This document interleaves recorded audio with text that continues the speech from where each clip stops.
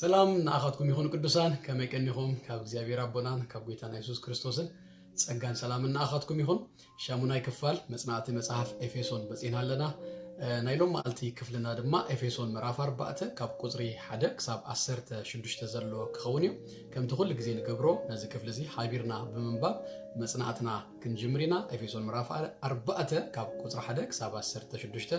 ኩላትና ነዚ ክፍል እዚ አውጪና ክነንብብ በፍቅሪ ይእድም ቁጥር 1 ምዕራፍ 4 በስም ጎይታ ኢየሱስ ከምበወይ ደጊም አነ እሱር በጎይታ ነቲ ተጸዋዕኹም ሙሉ ጽዋዓ ብቁዓት ኮይንኩም ክትመላለሱ እምእደኩም ኣለኹ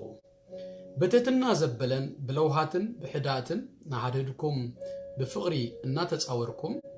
ነቲ ሕብረት መንፈስ በማእሰር ሰላም ጌርኩም ክትህልዎ ተጋደሉ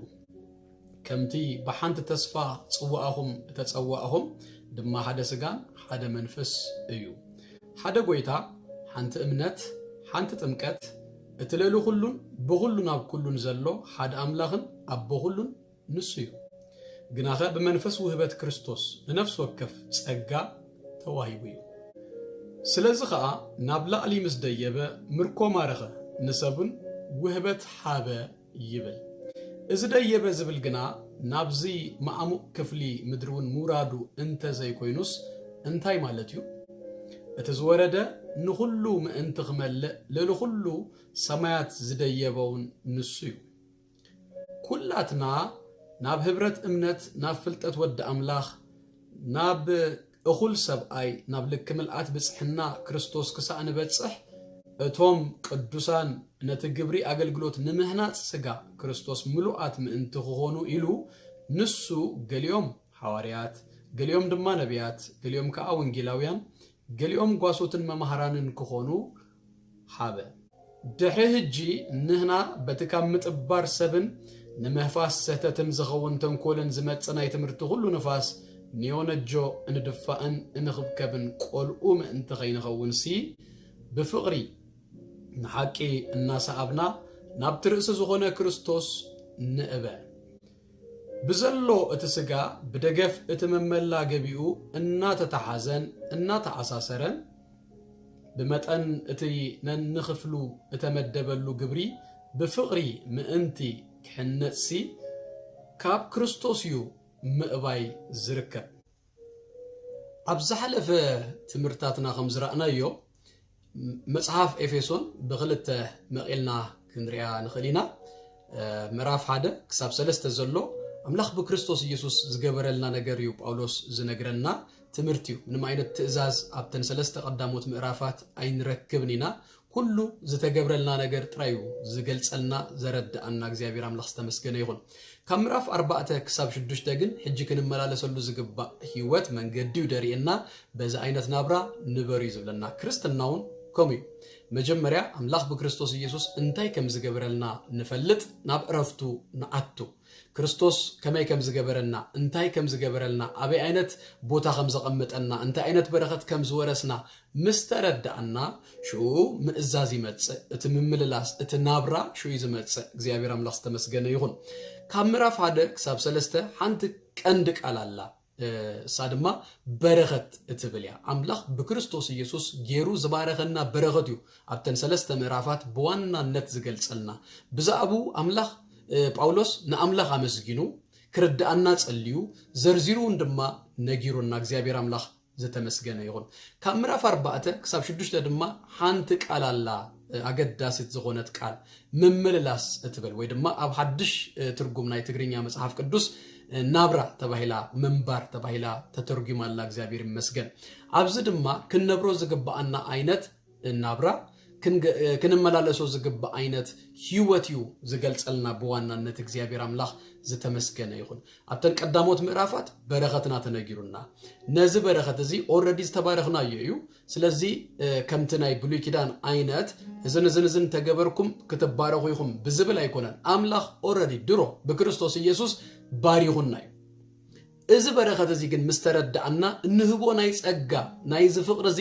ምላሽ ኣሎ ክንእዘዝ ከለና ነዚና ሪስፖንድ ንገብር ምላሽና ንህብ ዘለና ነዚ ኣምላኽ ዝሃበና በረኸት ብምርዳእ እንመላለሶ ህይወት ኣሎ እንነብሮ ናብራ ኣሎ ክንኮኖ ዝግባእ ዓይነት ነገር ኣሎ ነዚ ድማ ካብ ምዕራፍ 4 ክሳብ ምዕራፍ 6 ዝገልጸና እግዚአብሔር ይመስገን እምበር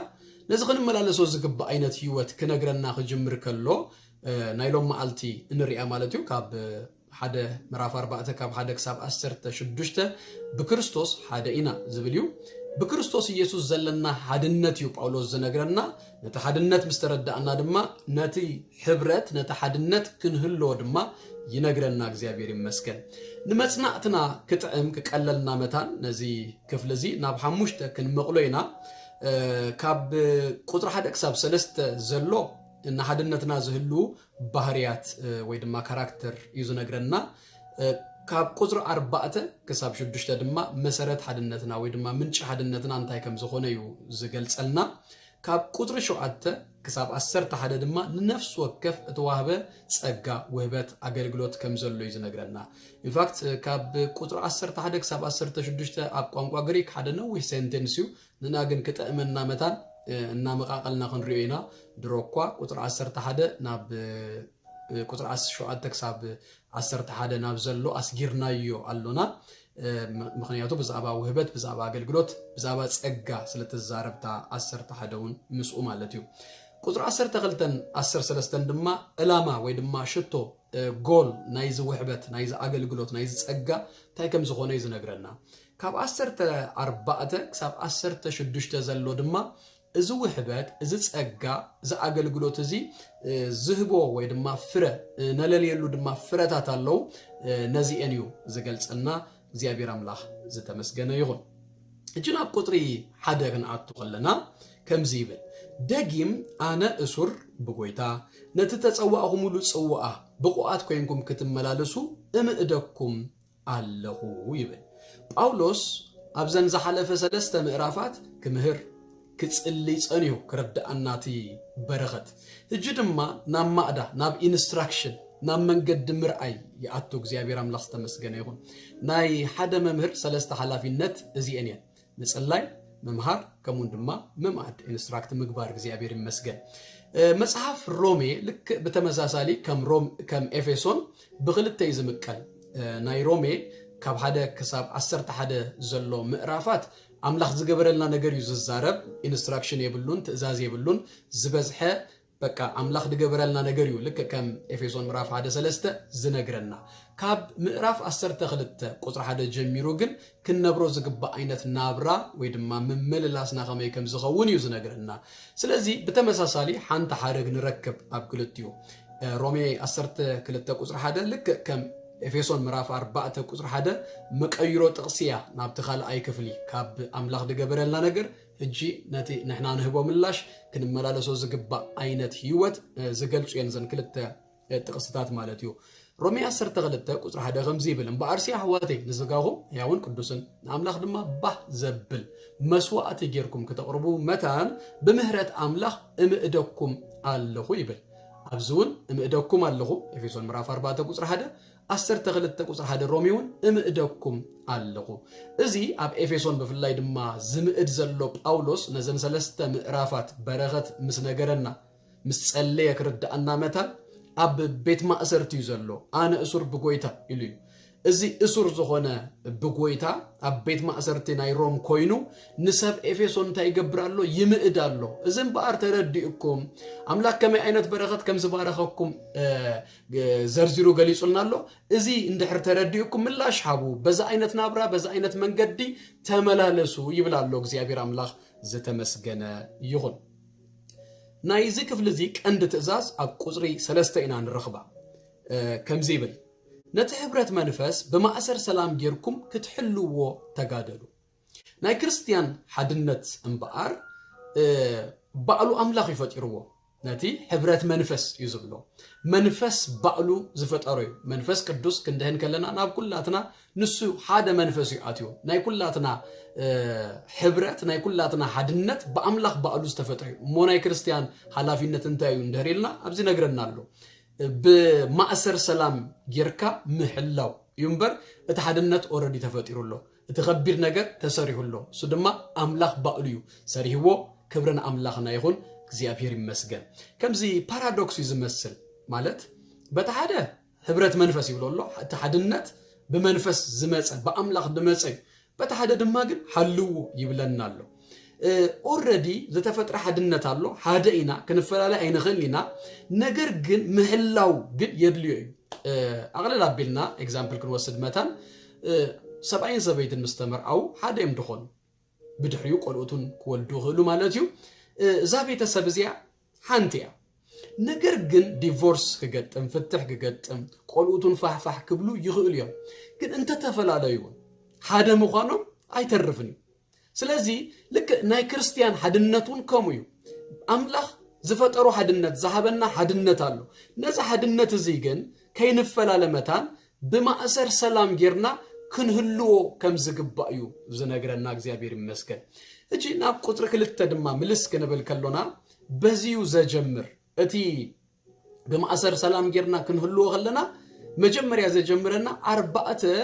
ባህሪያት ክህልዎና ደገባ ካራክተር በዚዩ ዘጀምረና እዘን ባህሪያት እዚህን ይሃልዋ አኹን እዚህን ንህብረት አገደስት ዝኾኑ በጣም አገደስ ዝኾኑ ባህሪያት እዮም እግዚአብሔር አምላክ ተመስገነ ይሁን በስትራክቸር አይጀምረና ጽቡቅ ስትራክቸር ጽቡቅ ዝኾነ በቃ ተጻፈ ነገራት ገለገለ ሐልዩና እዘን ባህሪያት እንተዘየለዋ ህብረት ክሉ አይክል ስትራክቸር ትገለ ከመጽጽቦ ዳራዩን ሱን የምሳልናዩ ነገር ግን እዘን ባህሪያት ግን በጣም ወሰንቲን በሐደ حبيرنا خنقصل بهبرت نخنبر تهبرتنا صبق بقنا تتحازنا نات اساسرنا خنكيد متى اذن بحريات زين ازين اقدس يوم اربعه يوم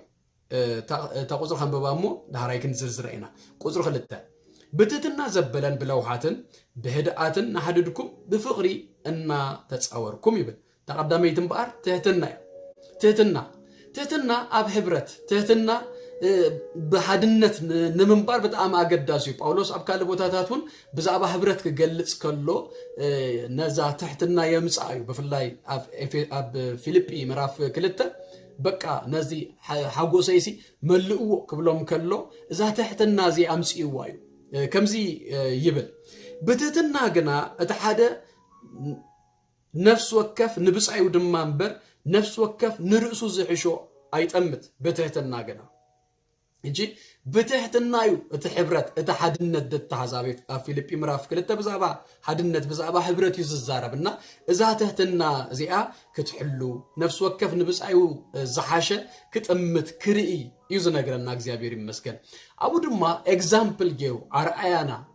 ከኸውን ድማ ንጎይታና ኢየሱስ ክርስቶስ ያምጽይዎ እንታይሉ አቡ ንሱ በመልከ አምላክ ነተ ማዕረ አምላክ መሆኑ ከምምንዛ አይራይን መልከ ባሪያ ወሲዱ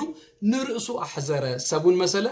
በንብረቱ ከምሰብ ኮነ ይዝብሎ እግዚአብሔር ይመስገን ስለዚህ አብ ህብረት አብ ሐድነት አመንባር ተህተና በጣም አገዳሲው እግዚአብሔር አምላክ ዘተመስገነ ይሁን እተኻላይ ድማ ለውሃት ይዝብሎ ለውሃት በእንግሊሽ ጀንትልነስ ጀንትል ምዝኾነ ሰብሲ ሐቢርካ መንበር በጣም ይዘቅልልልካ ስለዚህ እዚ ጀንትልነስ እዚ ለውሃት እዚ ክልወና ይገባ እግዚአብሔር አምላክ ዘተመስገነ ይሁን አብ ማቴዎስ ምዕራፍ 11 29 ቁጥር 30 እዘን ክልተ ተህተናን ለውሃትን ካብ ጎይታና ኢየሱስ ክርስቶስ እንመሃሮ ሐቢረን ድማ ተጠሚረን ተቀሚጠን አለዋ አብ ማቴዎስ 11 አነ ለውሃ ብልበይ ድማ ትሁት ይሉ ከባይ ተመሃሩ ስለዚህ ካብ ጎይታ እንመሃሮ ነገር ይተህተና ካብ ጎይታ እንመሃሮ ዩ ለውሃት እዚ ተህተናን ለውሃትን ድማ ጀንትል ስፒሪት ዘለዎ ድማ በጣም ሐቢርካን መንባር አዝዩ አገዳሲ ዝኾነ እግዚአብሔር ይመስገን ሳልሳይ ድማ ሕድአት ወይ ድማ ትዕግስት እዩ ካብ ዝተፈላልየ አይነት ድሕረ ባይታ ዝመጻና ሰባት ኣብ ቤተ ክርስቲያን ክንነብር ከሎና ኣብ ማህበር አምላክ ክንነብር ከሎና ጠባያትና ድማ ድተፈላልየ زيوم تأخاخيبنا كنا بركلونا بزوح تأجستي أدليو حبيرنا كنا برمالتيو مقاس زد اليوم كناتاتون في الطريق كقاتموني سلازي تأجستي حدقات بتأمي أقداسيو حبيركا نمن بارك زي حبير المسجد زي حدقات كل البزبة لمن قدي نمقلات سفيح لب مالتيو نسب كله ክትቀበል እትኽለሉ ሰፊሕ ልቢ እዚ ሰፊሕ ልቢ እንድሕራሎ እንተኾይኑ ሕብረት ቀሊል እዩ ሓቢርካ ምምላስ ሓቢርካ ምንባር ኣዝዩ ቀሊል እዩ ዝገብሮ እግዚአብሔር ይመስገን ስለዚ ሕድኣት ትዕግስቲ ኣገዳሲ ባህሪ ከም ዝኾነ ይነግረና ብሳልሳይ ደረጃ ማለት እዩ ራብዓይ ድማ ብፍቕሪ እናተጻወርኩም ይብሎ ምጽዋር بفقر الناس تصورنا خنكيد قال نجر ندحر تفطيرو قال قلت قال دغام سبع سلا زغنا كفتر كله تقولت تدغام بقى كابت حبرت موصينا ويدما نتي قلتن ابدغام النزلوس كم زخن قنسو دايكون ناس نجر جن هادهرنا الناس تصورنا كنكيديو مصحف قدوس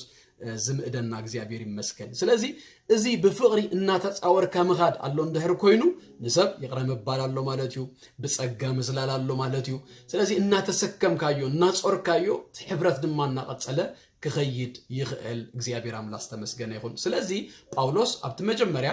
ባር እዚ ናይ መንፈስ ሓድነት በማእሰር ሰላም ጌርኩም ክትሕልዎ ተጋደሉ ክብል ከሎ ዘን አርባዕተ ባህሪያት እዩ ዘምጻልና እዚ እኔን ክንጋደል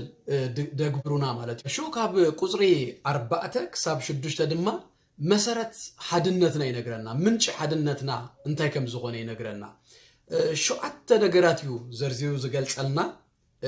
በትግርኛ ሓንቲ ሓደ እንዳበለ ማለት እዩ ሾዓተ መጽሐፍ ቅዱስ ናይ ፍጽምና መግለጽ እዩ ስለዚህ እዚ ሓድነትና ናይ ክርስቲያን ሓድነት ፍጹም ፐርፌክት ዩኒቲ ከም ዝኾነ ይገልጽ ማለት እዩና ዘን ሾዓተ ነገራት በባሃደ ክንሪኤን ከለና ቀዳማይ በትግርኛ ሓንቲ ሓደ እንዳበለ ማለት እዩ ሾዓተ መጽሐፍ ቅዱስ ናይ ፍጽምና መግለጽ እዩ ስለዚህ እዚ ሓድነትና ናይ ክርስቲያን ሓድነት ፍጹም ፐርፌክት ዩኒቲ ከም ዝኾነ ይገልጽ ማለት እዩና ዘን ሾዓተ ነገራት በባሃደ ክንሪኤን ከለና ቀዳማይ በሓንቲ ተስፋ ጽዋዓ ይብለና እጂ አሰራራሃና ብዙ ርድኢትና sometimes ተፈላለ ይኸውን ይኽእል ነገር ግን ኩላትና ክርስቲያናት ሓደ ተስፋ ይዘለና ተስፋና ክርስቶስ ኢየሱስ እዩ ተስፋና ንሱ ዳግም ክምለስ እዩ ንሱ ዳግም ክመጽ እዩ ስለዚህ ንሁላትና ደለና ሓደ ተስፋ እዩ እዚ መሰረትና ይሓድነትና ምንጭና ይሓድነትና እዚዩ እግዚአብሔር ይመስገን ካልአይ ድማ ሓደ ስጋ ይብሎ እንህና ኩላትና ስጋ ናይ ክርስቶስ ኢየሱስ ኢና እሱ ድማ ርእሲ ስለዚህ እዚ ተፈላለ ፓርት ክንከውን ንኽእልና ነገር ግን ናይተ ሓደ አካል ናይተ ሓደ ስጋ ፓርቲና እግዚአብሔር አምላክ ተመስገነ ይሁን እቲ ርእሲ ድማ ንሱ እዩ ስለዚህ እቲ ኢንስትራክሽን ካብ ርእሲ ዝመጽእ እቲ ስጋ ድማ ከምቲ ዝግባእ ፈንክሽን ክገብር መታን ምዋሓድ ይድልዮ በቃ ካብ ርእሲ ዝመጽእ ሓደ እዩ እቲ ስጋ እቲ አካላት ድማ በበይኑ ዝኾነ ድማ ናይቲ ካብ ርእሲ ዝመጽእ ኢንስትራክሽን ተቀቢሉ መምርሂ ተቀቢሉ በሓደ ክጓዓዝ ክሰምር ይግብኦ እግዚአብሔር ይመስገን ስለዚህ ክርስቲያናት ሓደ ስጋ ኢና እሱ ርእሲ ነና ሁላትና ድማ አካሉ ሓደ ስጋ ኮይና ኢና ቀዳማይ ቆሮንቶስ ምዕራፍ 10 ተኽልተውን በዚ መግለጽ እዚ ጊሩ ጳውሎስ ናይ ቤተ ክርስቲያን ሓድነት ናይ ማህበር አምላክ ሓድነት ይገልጽ ሳልሳይ ድማ ሓደ መንፈስ ይብሉ ኩላትና ክንድሕን ከሎና እተሓተምናሉ ተቀበልናዮ እርቡን ርስቲ ሓደ መንፈስ እዩ ኣብ ነፍስ ወከፍና ተቀመጠ ኣብ ነፍስ ወከፍና ደሓደረ ሓደ መንፈስ እዩ ተፈላለየ መንፈስ ኣይተቀበልናን ስለዚህ እዚ ሓደ ድገብረና ምንጪ ሓድነትና መሰረት ሓድነትና እግዚአብሔር አምላክ ዝተመስገነ ይሁን ካብ ሓደ ኢና ሰቲና ኢየሱስ ክርስቶስ ጎይታ እዩ ራብዓይ ድማ ሓደ ጎይታ ይብለና ኩላትና ናይዚ ጎይታ እዚ አገልገልቲ ባሮቲና ጎይታ ዝብል ዋና ምዃኑን ደሪ ስለዚህ ዋናና ሓደ ነና ኩላትና ናቱ ንብረቲና ናቱ ኢና እግዚአብሔር አምላክ ተመስገነ ይሁን ስለዚህ እቲ ጎይታ ድማ ማስተር ድማ ይእዝዝ እንዲሁ ክእዝዝ ከሎ ኩላትና ንሁላትና ሓደ አይነት ኢንስትራክሽን ይዝህበና እሱ ብዝብለና ኢና ኩላትና ነብር ስለዚህ ሓደ መሰረትና ምንጪ ሓድነትና ድማ ሓደ ጎይታ ይዘለና ዘዝ ተፈላለየ ጎይታ ዘዝ ተፈላለየ ዋና ይብልና ዋናና ናይ ኩላህና ሓደ ጎይታ እዩ እግዚአብሔር አምላክ ዝተመስገነ ይሁን ሓሙሻይ ድማ ሓደ እምነት እጂ እምነት ብዙ እንዲው መግለጽ ይታታ ወይ ድማ በብዙ ያ ተገለጽን ተዝርዘርን ኣብዚ ግን በፍላይ حدا أمنت قبل كله تزأمنا يو أمنت وانجيلنا بعلو مالتيو كريستنا بعلو مالتيو سلازي كلنا نهادا وانجيل آميننا إنا دهنا እግዚአብሔር አምላክ ተመስገነ ይሁን كلنا زأمنا يو وانجيل زتقبلنا يو كريستوس حدا نسو እግዚአብሔር አምላክ ተመስገነ ይሁን سلازي حدا أمنت يزلونا بحدا أمنتنا كلنا كاب صلماتنا برهان كاب موتنا بهيوت سغيرنا زمصانا ناب زمنغست فقر ودو زفلسنا كلنا بحدا أمنت يو እግዚአብሔር ይመስገን شادو شاي دما حدا ጥምቀት ይብለና كلنا بفلاي دما زي ጥምቀት زي نابت አካል ክርስቶስ ዘአተናሉ እግዚአብሔር አምላክ ዘተመስገነ ይሁን بزعبا ما ጥምቀት ምንም አይዛረብኒው ኤፌሶን መጽሐፍ بخلتيو ግን ጌርና ዋላ ክንድሪኦ ነኸሊና እግዚአብሔር ይመስገን ናብዝ አካል زي ዘአተናሉ ዘተጠመቅናሉ ጥምቀት ይዘዛረብ እቲ ማይ ጥምቀቱን ኑዩ ዝገልጥ ኑዩ ዘሪ እግዚአብሔር አምላክ ዘተመስገነ ይሁን አብ ቀዳማይ ቆሮንቶስ ምዕራፍ 10 ተግልተ ከምዝ ዝብል ቃል አለው አይሁድ ወይስ ጽራውያን ባሮት ወይስ ጨዋታት እንተሆንና ነና ሁላትና ሓደ ስጋ ምንትኽን ከውንሲ በሓደ መንፈስ ተጠሚቅና ይናሞ ሓደ መንፈስ ሰቴና ይብሎ እግዚአብሔር አምላክ ተመስገነ ይሁን እጂ ኩላትና ናማይውን ክንጥመቅ ከሎና ናብቲ ውሽጢ ክርስቶስ ከምዝአተና ይዝገልጽ እግዚአብሔር ይመስገን ኩላትና ናብቲ ክርስቶስ ኢየሱስ አቲናለና አብ ክርስቶስ ኢና ነነብር አብ in him in Christ ኢና ዘለና ከምትናይ ጳውሎስ አገላለጽ እግዚአብሔር አምላክ ተመስገነ ይሁን እዚ ክርስቶስ ድማ ናብ ኩላትናውን እዚ መንፈስ እዚ ናብ ኩላትናውን አትዩሎ እግዚአብሔር ይመስገን ስለዚህ አብ ቀዳማይ ቆሮንቶስ 10 ተክልተ በሓደ መንፈስ ተጠሚቅና ኢና በሓደ ሁላትና ናቡ አቲና ኢና እግዚአብሔር ይመስገን ድማ ሓደ መንፈስ ድማ ሰቲና ኢና ናቡ በሓደ አቲና ኢና እትዝሰተናየውን ሓደ እዩ እግዚአብሔር አምላክ ዘተመስገነ ይሁን ሻባይ ድማ ሓደ አምላክ ይብሎ ሓደ አቦዩ ዘሎና ነና ሁላትና ድማ ቤተሰብ ናይዚ ሓደ አቦይና እግዚአብሔር አምላክ ዘተመስገነ ይሁን ስለዚህ ሕብረትና እዚ መሰረት ዘለዎ ሸዓተ መሰረታት ሸዓተ ምንጪ ናይ ሓድነትና ናይ ሕብረትና ጳውሎስ ዘርዚሩ ይገልጸና ስለዚህ ነተ ሕብረት መንፈስ በማእሰር ሰላም ጌርኩም ተጋደሉ ክብለና ከሎ ነዛዓት ሂዙና እግዚአብሔር አምላክ ተመስገነ ይሁን ካብ ቁጥር 7 ክሳብ 10 ሓደ ድማ ለነፍስ ወከፍ እተዋህበ ጸጋ ይዝገልጽ ሓደ ኢኹም ክብለና ጻኒሁ 7 ናይ ሓድነትና መሰረትን ምንጭ እንታይ ከም ዝኾነ ነጊሩና እጅ ድማ ብዛዕባ ነፍስ ወከፍ ይዛረብ ማለት ሓደ ኢኹም ክብለና ከሎ ግና እንታይ ማለት እዩ ከምዚ ነናትና ቀለም ደይብልና ነናትና ጸጋ ነናትና ዩኒክ ነገር ደይብልና ማለት አይኮነን ነናትና ዩኒክ ደሆነ ነገር አሎና አምላክ ባዕሉን ደሃበና ውህበት ጸጋ በበይኒው እግዚአብሔር አምላክ ተመስገነ ይሁን ግን ኩላትና አብ ሓደ አካል አብ ሓደ ስጋ ንሓደ መንግስቲ ዘለና ኢና እግዚአብሔር አምላክ ተመስገነ ይሁን ቁጥር 7 ከምዚ ይብል ግና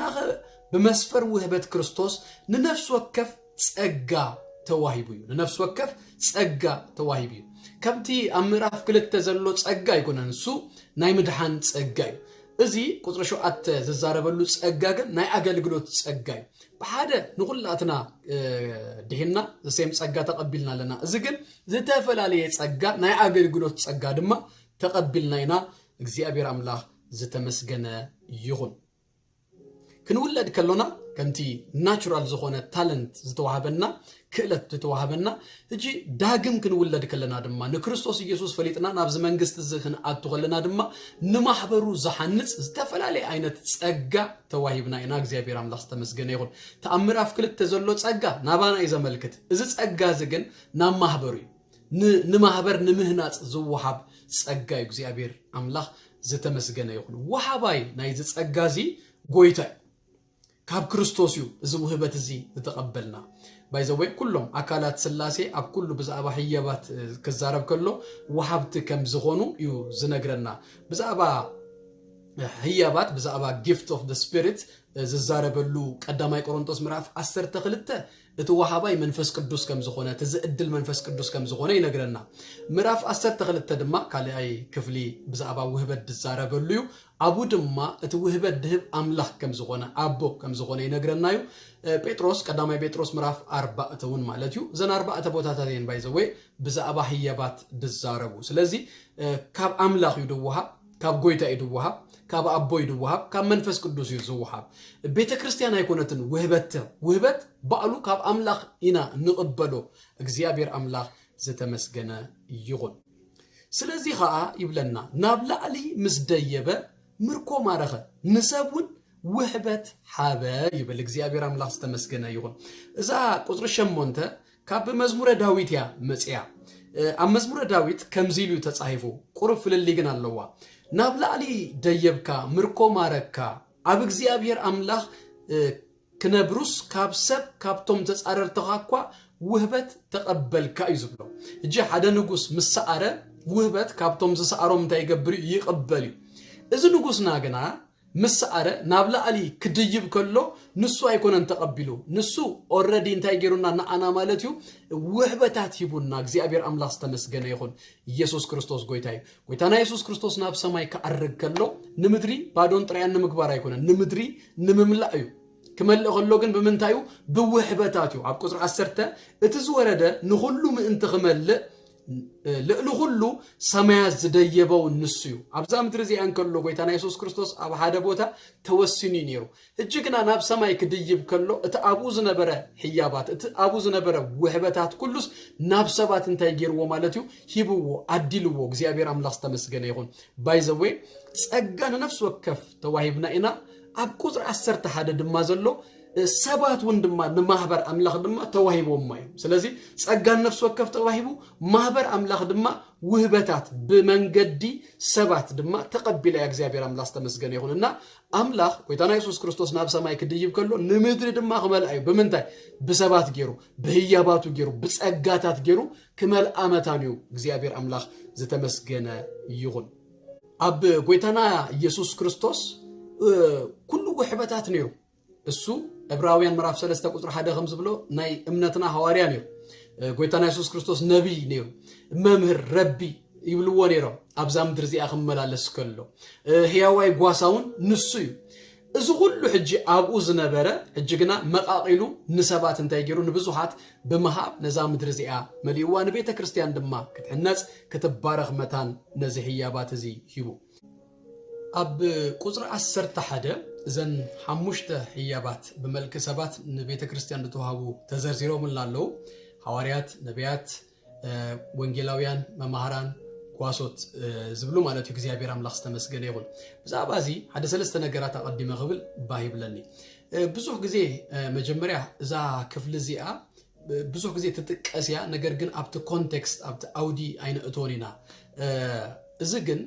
ክርድዮ ዝግባአና ብዛዕባ ናይ መንፈስ ሓድነት እና ነገረና ነቲ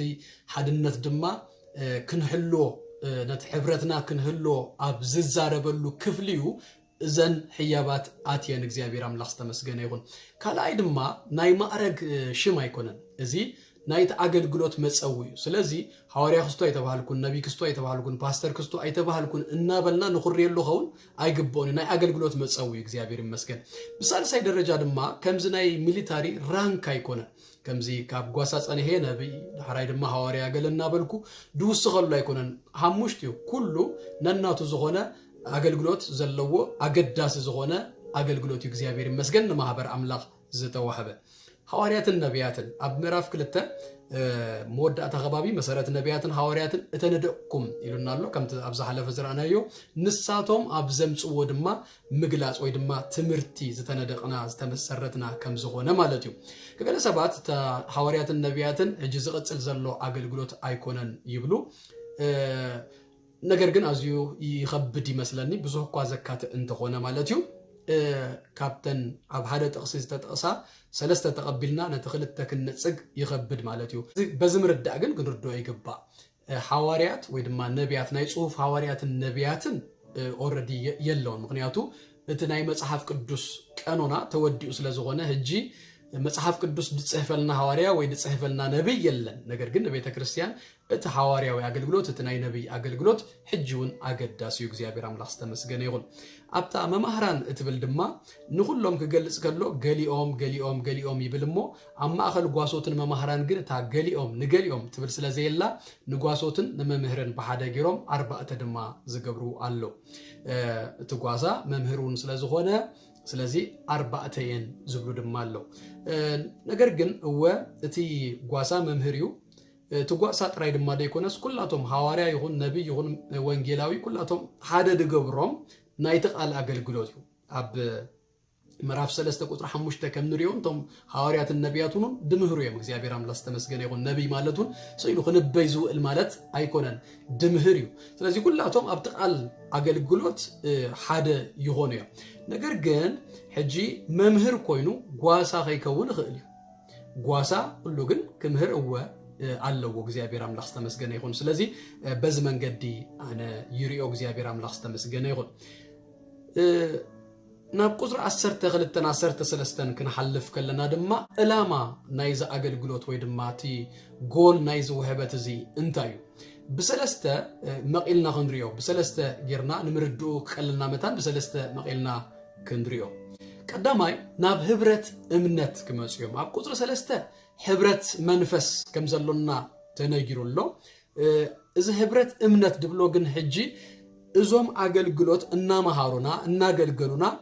እናተሐንጸ ዝመጽእ ናይ እምነት ህብረት ዩ እግዚአብሔር አምላክ ተመስገነ ይሁን ስለዚህ ትጎል ኩላትና ናብ ህብረት እምነት መታን ክንመጽዩ ናብ ሓደ ምርዳእ ክንመጽዩ ማለት ዩ እግዚአብሔር አምላክ ተመስገነ ይሁን ካልአይ ድማ ናብ ፍልጠት ወደ አምላክ ናብ እኹል ሰባይ ናብ ልክ ምልአት ብጽሕና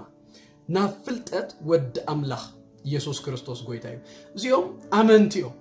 አምላክ ይፈልጡ ወይ ነገር ግን አምላክ ተፈሊጡ ዝውዳእ ስለዘይኮነ ናብ ፍልጠት አምላክ ንግበጽ ሁመታን እዚ ውህበት እዚ ከም ተዋሃበ ይነግረና ማለት ዩ እግዚአብሔር አምላክ ተመስገነ ይሁን እና ጠለቅና ዲፐር ናብ ዝኾነ ፍልጠት ምእታው ስለዘሎ ናብ ጥልቅ ድበለ ነገር እና አተና ስለንኸይድ ኢየሱስ ክርስቶስ ጎይታ ሳልሳይ ድማ ንቅዱሳን ንአገልግሎት ምድላዊ ኢኩፕ ምግባር ምእጣቅዩ ናይዘን ሓሙሽተ አገልግሎታት ወይ ድማ ውህበታት ሓደ ዕላማ ሓደ ጎል ማለት ዩ እግዚአብሔር ይመስገን ነቲ ግብረ አገልግሎት ኩላቶም ቅዱሳን ዝበቁ መታን ክኾኑ ክሕነጹ መታን ኢኩፕድ ክኾኑ መታን ትኩሉ ሓሙሽተ ውህበታት እንተሪናዮ ናይ መድረኽ አገልግሎት እዩ ነገር ግን ቤተ ክርስቲያን ናይ መድረኽ አገልግሎት ጥራይ ይብልና ስለዚህ ኩሉ ምእመን ኩሉ ሰብ ኩሉ ናይ ቤተ ክርስቲያን አማኒ በብናቱ ውህበት ከገልግል መታን እዚኦም ኢኩፕ ይገብሩ እግዚአብሔር አምላክ ዝተመስገነ ይሁን ዞም ውህበታት ዘለዎም ሰባት ክመጹ ከለው ነቲ ኣብ ውሽጥና ዘሎ ነገር አክቲቬትዮም ዝገብርዎ በብዝተወሰነ ደረጃ ባይዘዌ ናይ ኩሉ ናይ ሓሙሽቲዩ ነገር ኣብ ዝኾነ ምእመን ዘሎዩ ሐዋርያ እንተይልና ኩላህናኮ ካብ አምላክ ድተላእኽና ኢና ናብዛ ዓለም እዚኣ ዝተላእኽና ኢና ሐዋርያዊነት ዝባሃል ነገር ሲ አፖስቶሊክ ነገር አለና ሁላትና ምንባይውን እንተኾነ ቀዳማይ ቆሮንቶስ ምዕራፍ 14 እኮ ክጅምርን ክውድን ከሎስ ንትንቢት ኩላትና ሐረር ክንብሎ ንማህበር ዘሐንጽ ስለዝኾነ ተነጊሩና አሎ እግዚአብሔር ይመስገን ወንጌላውያን ድማ ኢና ሁላትና እቲ አብተለሆ ግሬት ኮሚሽን ድባሃል ነገር ተቀቢልና ኢና ናብ ዓለም ኩሉ ክንከይድ ወንጌል ክንሰብኽ ናይ ኩሉ አማኒ ናይ ኩሉ ክርስቲያን ስራሕ እግዚአብሔር አምላክ ተመስገነ ይሁን እቲ ምስቲ ግሬት ኮሚሽን ድማ ሓቢሩ መምሃሩን ከም ዘለዎ ይንርዳ ማቴዎስ 18 ክዛረብ ከሎ ኪዱ በስም አብ ወልድ መንፈስ ቅዱስ እና አጠመቅኩም ዘአዘዝኩኩም ኩሉ ድማ እና መሃርኩም ደቀ መዛሙርት ይግበሩ ይዝብል ስለዚህ ምስቲ ወንጌል መስባህ ንሁሉ ጎይታ ዘአዘዘና መምሃር ንሁሉ አማኒ ዝተዋህበ ነገር ጓሶት ድማ ኢና ኩላትና ንሐውና ክንደሊ ይግባአና ስለዝኾነ እግዚአብሔር ይመስገን ነገር ግን እዚ በፍሉይ መንገድ ዝውህበት እዚ ዘለዎም ሰባት ክመጹ ከለው እንታይም ዝገብሩና ኣብ ውሽጥና ዘሎ ነገራት አክቲቬት ይገብሩ የነቃቅሑ ሓደ ወንጌላዊ ክመጽ ከሎ ነቲ ወንጌል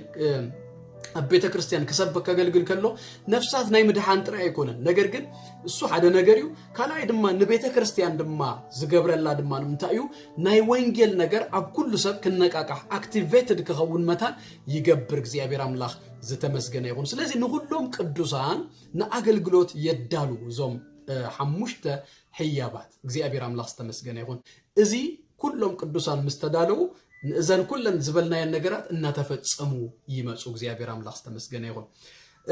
አሞዳታ ንሪዮ ድማ ካብ ቁጥር 14 ክሳብ 16 ፍረድም አለው እዚ ዝበልናዮ ነገር ምስመጸ ምስኮነ ኣብቶም ቅዱሳን ዝራአዩ ሰለስተ ነገራት ክንርኢ ቀዳማይ ጽኑዓት እዮም ዝኾኑ ቁጥር 14 ድሕሪ ሕጂ ንህና በቲ ካብቲ ብምጥባር ሰብን ንምፍሓስ ሰተትን ዝኸውን ተንኮልን ዝመጽእ ናይ ትምህርቲ ሁሉ ንፋስ ኒዮነጆ እንድፋኣን እንኽብከብን ቆልኡ ምእንቲ ከይንኸውንሲ ስለዚ እዚ ውህበታት ናብ ፍልጠት ወዲ ኣምላኽ ስለ ዘምጽኣና ሕጂ ናብትን ኒዮን ነጆን እንብል ሰባት ኣይንኸውንና ስታቢሊቲ ክህልወና እዩ ጽኑዓት ክንከውን ኢና ካብ ቁልእነቱን ከውፃናይ ናብ ማቹሪቲ ገጹ ከምፃና እግዚአብሔር ይመስገን ናብ ልክ መልአት ብጽህና ስለ ዘምጻና ስለዚ እዚ ፍረዚ ይርአ ማለት እዩ እግዚአብሔር ይመስገን ካልኣይ ድማ